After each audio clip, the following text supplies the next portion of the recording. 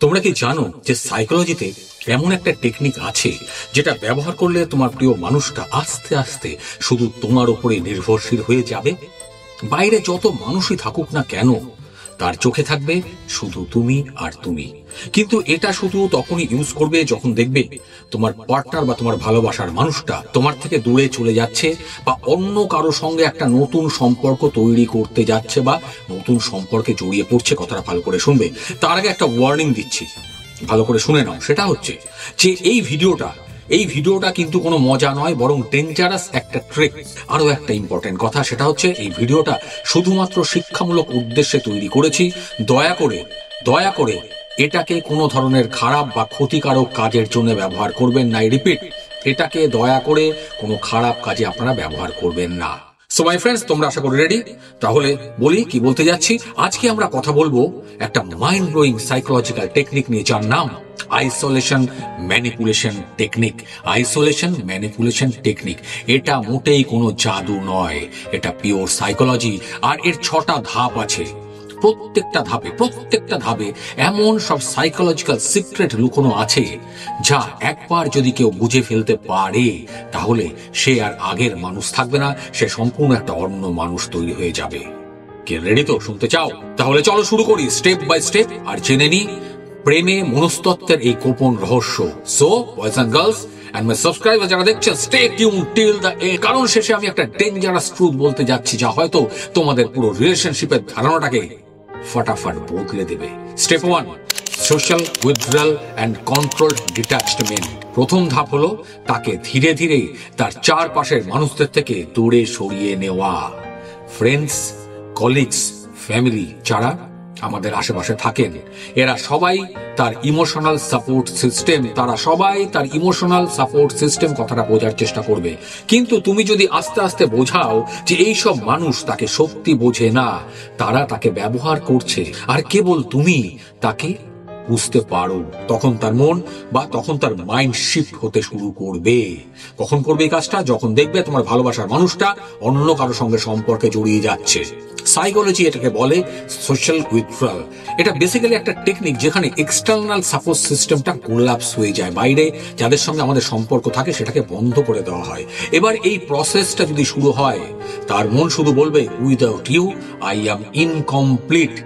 আর এক সময় সে বুঝবেই না যে কবে থেকে তার 90% ইমোশনাল রেজিলেন্স তোমার উপরে হয়ে গেছে। সে তোমাকে ছাড়া অন্য কারো কথা ভাবতে পারবে না। যদি বুঝতে না পারো কমেন্ট করো, আমি লিখে বুঝিয়ে দেবো। 2 নম্বর, স্কিপ করবে না ভিডিওটা, সেটা হচ্ছে সুইটনিং লোনলিনেস। একাকিত্বে একটা আনন্দ পাওয়া যায়, সেটাকে তার মনের ভেতরে ঢুকিয়ে দেওয়া। একাকিত্ব, লোনলিনেস মানে তাকে আলাদা করে দেওয়া, তাই তো? আইসোলেশন মানে কি? আইসোলেশন মানে নেগেটিভ লোনলিনেস নয়। তুমি যদি লোনলিনেস বা একাকিত্বকে সুন্দর করে ফ্রেম করতে পারো, তাহলে সে সেটাকে এনজয় করতে শুরু করবে। সাইকোলজি কি বলে জানো? সাইকোলজি বলে এটা হলো positive reinforcement plus emotional conditioning. ইংরেজি শব্দ বাংলায় বুঝিয়ে দিচ্ছি, ভিডিওটা স্কিপ করো না, ধরে একটু কষ্ট করে দেখো, বুঝতে পারবে। একটা উদাহরণ দিই, যেমন তুমি যদি বারবার বলো যে আমরা দুজনে থাকলেই না পৃথিবীটা পুরো কমপ্লিট হয়ে যায়, তুমি থাকলে আমি থাকলেই সবকিছু ভালো লাগে, তুমি আমার সাথে থাকলেই সব দারুণ, তবে তার ব্রেনে একটা অ্যাসোসিয়েশন তৈরি হবে। সে ভাবতে শুরু করবে সে শুধু দুজনে একা থাকে, মানে নেগেটিভ নয়। এই যে দুজনে আছো, সে কিন্তু একাকিত্ব ফিল করবে না যে চারিপাশের লোকজন তার সঙ্গে নেই, সে সেটা নেগেটিভলি নেবে না, বরং একে এক ধরনের ইন্টিমেসি বা একে অপরকে বুঝে নেওয়ার একটা টেন্ডেন্সি তৈরি হবে। একটা এক্সাম্পল দিই, ধরো বাইরে বড় একটা গ্যাদারিং আছে, তুমি কারো জন্মদিন বা বিয়ে বাড়িতে গেছো, কিন্তু তুমি তোমার ভালোবাসার মানুষটাকে সাজেস্ট করলে যে চলো ক্রাউড বাদ দিয়ে শুধু আমরা দুজন একটু টাইম স্পেন্ড করি। এইভাবে তুমি কি করছো? তুমি তার লোনলিনেস মানে এই একা থাকাটাকে তুমি প্লেজার বা আনন্দের সঙ্গে মিশিয়ে দিচ্ছ। সে কখনোই ভাবতে পারবে না যে সে একা হয়ে যাচ্ছে। এতে কি হবে? ফলটা হবে আউটসাইড ওয়ার্ল্ড তার কাছে আননেসেসারি মনে হবে, আর তোমার সাথে টাইম কাটানোটাই হবে তার অনলি সেফ জোন। সে তোমাকে ছাড়া কাউকে ভাবতে পারবে না। যে মানুষটার কথা ভাবছিল, যার সঙ্গে সম্পর্ক জড়াতে যাচ্ছিল, আর যেতে পারবে না। Step 3, micro attention trap. ছোট মনোযোগের ফাঁদ। ভালো করে শোনো, বুঝতে পারবে। আবার বলছি, না বুঝতে পারলে কমেন্ট করবে, আমি বুঝিয়ে দেবো। মানুষ সব সময় চায় যে সবাই তাকে অ্যাটেনশন দিক, এটা আমরা প্রত্যেকে চাই। তুমি কিন্তু চাও না? অবশ্যই চাও। আর যখন এই অ্যাটেনশনটা ইরেগুলার হয়ে যায় তখন সেটা অ্যাডিকটিভ হয়ে ওঠে। মানে তুমি বা তোমার প্রতি কেউ যখন রেগুলার অ্যাটেনশন দিচ্ছে, রেগুলার তাকাচ্ছে, হঠাৎ করে তোমার দিকে তাকাচ্ছে না, তখন তুমি কিন্তু বারবার ভাবতে শুরু করো যে আমার দিকে তাকাচ্ছে না কেন, কিছু কি হলো? এটা সেই জিনিস। ভালো করে শোনো, গুছিয়ে পরিষ্কার ভাবে বলছি। এখানে কি হয়, আর এখানেই আসে ইন্টারমিটেন্ট রিইনফোর্সমেন্ট। আবার বলছি, ইংরেজি শব্দ, ভালো করে শোনো, বুঝতে পারবে। এটা এমন এক কৌশল যেখানে বারবার ভালো কাজ করলেই কোনো পুরস্কার দেওয়া হয় না বা কোনো গিফট দেওয়া হয় না, বরং মাঝে মাঝে দেওয়া হয়। এটা বাচ্চাদের উপরে কিন্তু ইউজ করা হয়। তুমি তাকে ছোট ছোট অ্যাটেনশন দাও, একটা লাইক দাও, একটা মেসেজ পাঠাও, হঠাৎ ফোন কল করো, তার মুড বোঝার ছোট্ট একটা জেস্টার, এটা সে কিভাবে তোমাকে নিচ্ছে। প্রতিবার এরকম হলে তার ব্রেনে রিলিজ হতে থাকবে একটা হরমোন, যার নাম ডোপামিন। সেটা হলো একটা প্লেজার কেমিক্যাল। একটা এক্সাম্পল দিই, বুঝতে সুবিধা হবে। ধরো রাতে হঠাৎ করে তুমি একটা টেক্সট পাঠালে তাকে, তুমি লিখলে, তুমি না থাকলে না আমি কমপ্লিট হই না, বা সকালে শর্ট কল, তুমি খেয়েছো তো, তুমি ঠিক আছো তো। এই মাইক্রো অ্যাটেনশন তার ব্রেনে একটা রিওয়ার্ড সিস্টেম ট্রিগার করবে। একটা রিওয়ার্ড সিস্টেম মানে এই যে তুমি ফোনটা করলে তার একটা ভালো লাগা তৈরি হবে। আর তুমি বুঝতে পারবে এই যে ছোট ছোট মনোযোগ তুমি দিচ্ছ, বা ছোট ছোট ফোন কল বা ছোট ছোট মেসেজ পাঠাচ্ছ, এই ছোট ছোট জিনিসগুলোতে সে অ্যাডিক্টেড হয়ে পড়ছে। আর একদিন যদি তুমি সেটা না করো, সে অ্যাংসাস হয়ে যাবে, রেসলেস হয়ে যাবে, সে তোমার জন্য পাগল হয়ে যাবে। এরপরে 4 নম্বর খুব ইম্পর্টেন্ট, সেটা হচ্ছে ইনডিউসিং আনসার্টেনিটি অ্যান্ড মিস্ট্রি। রহস্য আর অনিশ্চয়তা তৈরি করতে হবে তার মধ্যে। জিনিসটা কি? সেটা হচ্ছে সাইকোলজিতে বলা হয় যে মানুষ সব থেকে বেশি আকৃষ্ট হয় আনসার্টেনিটি প্রিন্সিপালের উপর। জিনিসটা কি? তুমি যদি সবসময় প্রেজেন্ট থাকো, তার সামনে সবসময় থাকো, তখন তোমার ভ্যালু কিন্তু কমে যাবে, যে কথাটা আমি আমার ভিডিওতে বারবার বলি। কিন্তু মাঝে মাঝে তার এই টেক্সট যেটা তুমি করছো আর রিপ্লাই যেগুলো তুমি দাও, সেগুলো ডিলে করে দাও, বা হঠাৎ করে ডিসঅ্যাপিয়ার হয়ে যাও বা ভ্যানিশ হয়ে যাও। এগুলো ক্রিয়েট করে আমাদের ব্রেনের মধ্যে কগনিটিভ ডিসোনেন্স আর কিউরিওসিটি গ্যাপ। মানেটা কি? কি ইংরেজি শব্দ বলছে রে বাবা, মনে হচ্ছে তো? বলছি, চিন্তার সংঘাত বা মনের দ্বন্দ্ব। যখন আমাদের বিশ্বাস, চিন্তা আর কাজের মধ্যে কোনো মিল থাকে না, বুঝবে, তখন আমাদের মাথা বা ব্রেনের মধ্যে একটা অস্বস্তি, একটা টানা পড়ে, একটা দ্বন্দ্ব তৈরি, আমরা চিন্তায় পড়ে যাই। আর এই অবস্থাকেই বলা হয় কগনিটিভ ডিসোনেন্স। আর এখান থেকেই তৈরি হয় কিউরিওসিটি গ্যাপ। আবার একটা উদাহরণ দিই, এক্সাম্পল গুলো বোঝার চেষ্টা করো।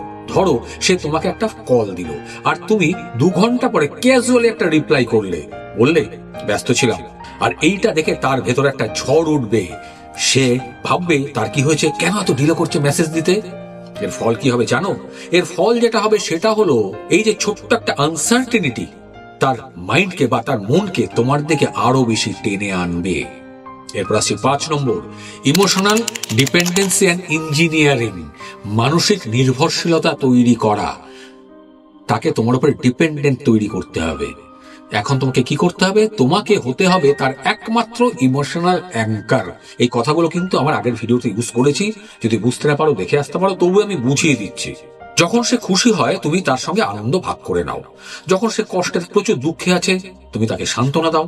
এর ফলে সে মনে করতে শুরু করবে যে তার মানসিক স্থিরতা কেবল তোমার হাতেই রয়েছে, তার মেন্টাল পিসটা তোমার হাতে। এভাবে তার মাইন্ড শিখবে যে ইমোশনাল রেগুলেশন যা কেবল তুমি দিতে পারো। সাইকোলজিতে এটাকে বলা হয় লার্নড ডিপেন্ডেন্সি। মানে তুমি তার ডিপেন্ডেন্সি, তোমার উপর যে ডিপেন্ড করে থাকবে, সেটাকে তুমি শিখিয়ে দিয়েছো। একটা এক্সাম্পল দিচ্ছি আবার। ধরো সে কোনো সমস্যায় পড়লো, বিশাল ঝামেলায় পড়েছে, তুমি সাথে সাথে বললে চিন্তা করো না, আমি তো আছি। ধীরে ধীরে আস্তে আস্তে সে ভাবতে শিখবে, without you I can't handle my life. তোমাকে ছাড়া আমি আমার জীবনটা সামলাতে পারি না। এর ফলে তার পুরো ইমোশন স্টেবিলিটি তোমার হাতে চলে আসবে।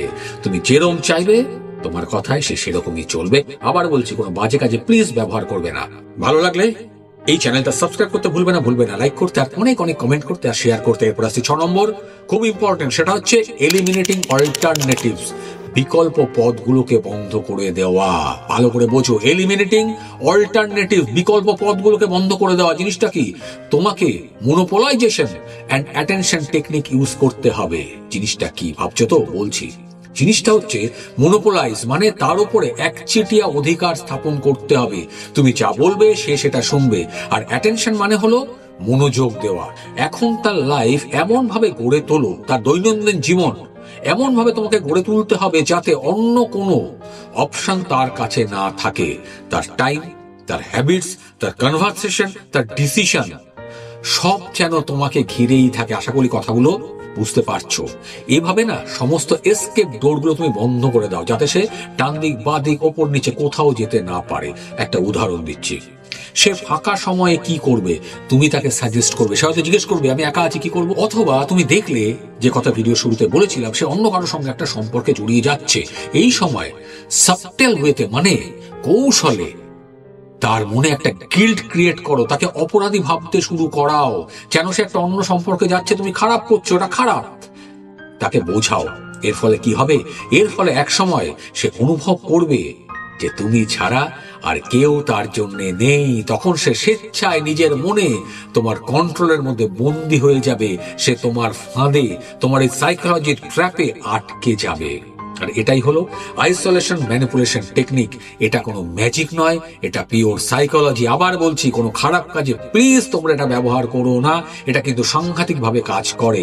এটা একটা কন্ডিশনিং লুপ, যেখানে মানুষ ধীরে ধীরে আস্তে আস্তে নিজের স্বাধীনতা, নিজের ফ্রিডম হারিয়ে ফেলে তোমার উপরে কমপ্লিটলি ডিপেন্ডেন্ট হয়ে যাবে।